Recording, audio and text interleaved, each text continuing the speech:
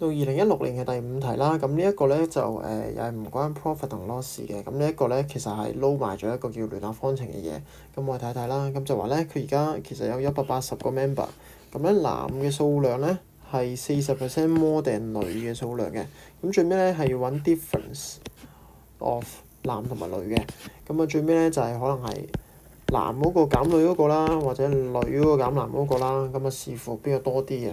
咁但係其實我都見到啦，其實男係多啲嘅嘛，咁所以其實最尾係計 M 減 F 嘅。咁但係我哋睇下嗰兩條式係點先啦。咁啊首先咧就我哋睇呢一句就話咧男係40% more than female。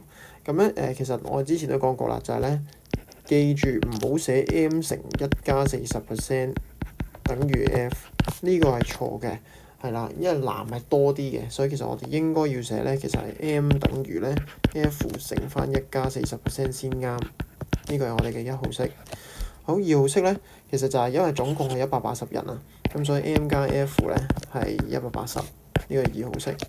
咁基本上咧，我哋一式代落二式啦，咁啊計翻 F 先啦，或者 OK。